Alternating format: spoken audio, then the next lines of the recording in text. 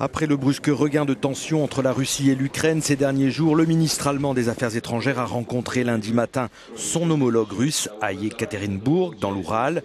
La tendance est officiellement à l'apaisement.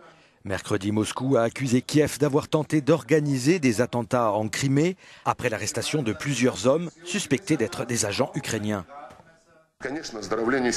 Le règlement politique et diplomatique de la crise en Ukraine ne peut s'améliorer seulement si nous suivons les accords adoptés à Minsk avec la participation de la Russie et de l'Allemagne.